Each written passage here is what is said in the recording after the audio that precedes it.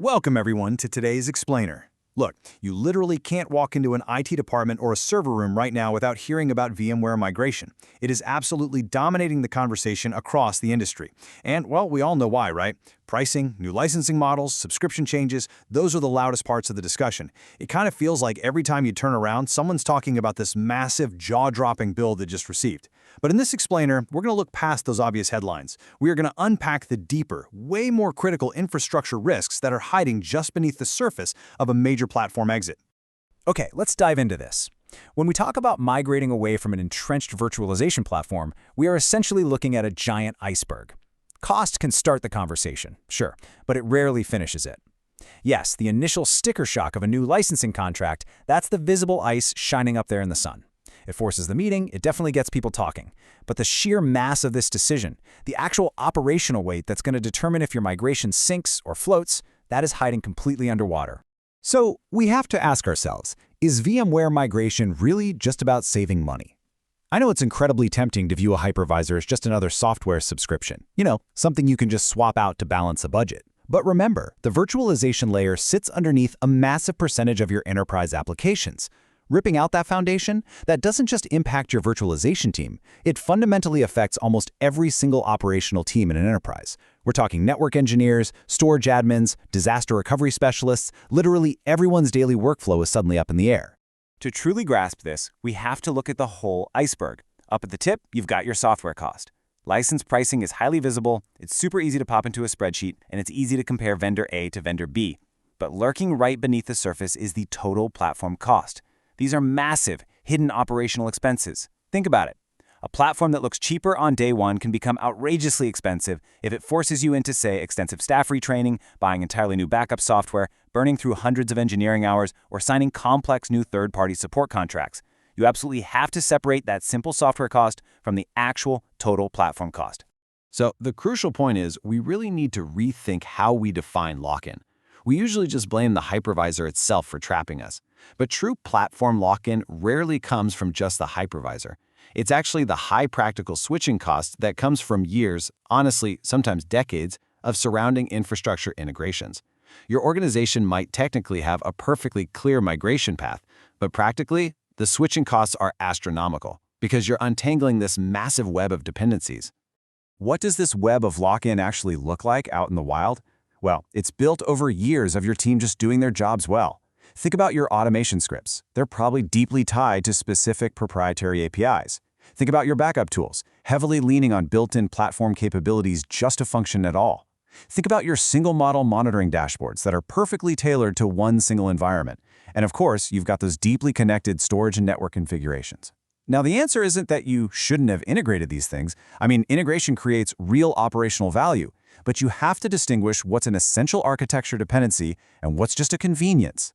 Section 1. Backup and Disaster Recovery, the deepest snag. If you take away anything from our explainer today, please let it be this. Moving a virtual machine from point A to point B is actually relatively easy. Protecting that machine once it gets to point B, that is where things get incredibly complicated. A migration fundamentally changes your entire recovery model. Organizations get this kind of tunnel vision, right?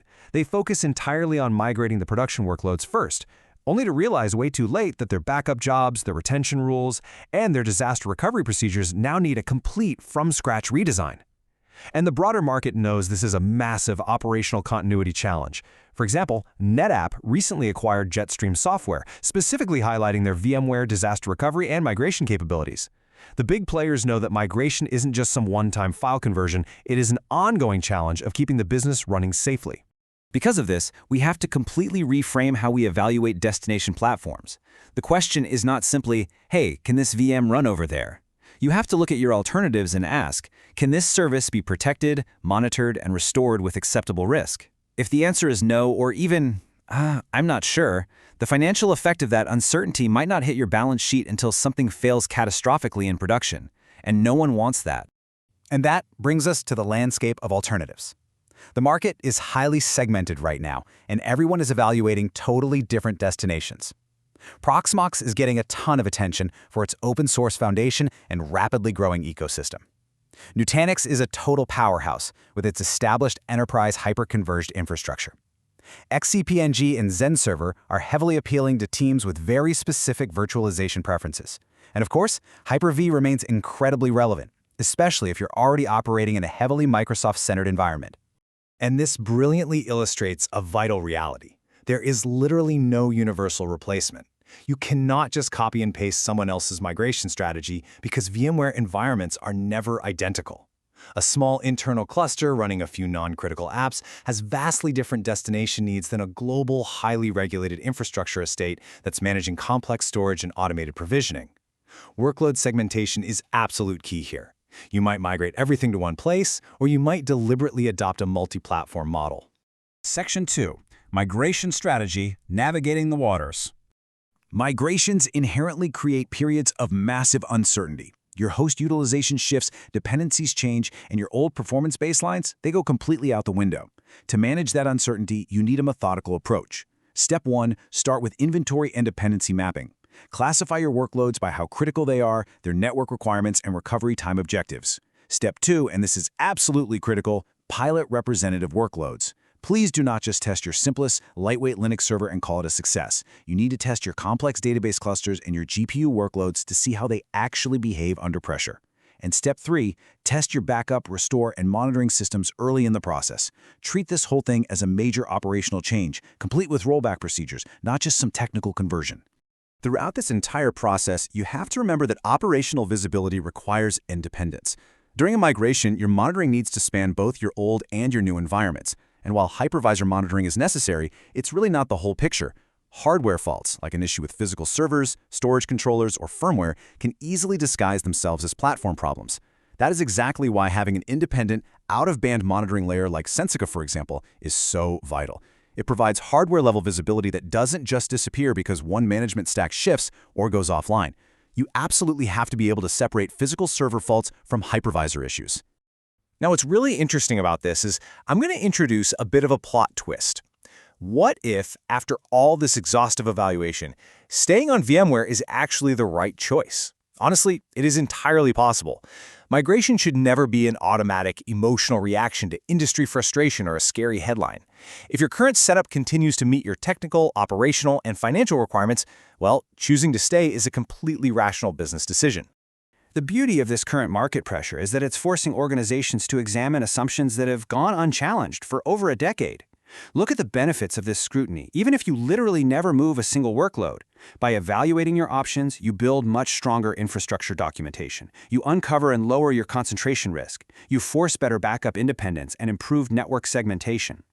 Ultimately, you create clear exit options down the line, making your entire environment vastly healthier and way more resilient.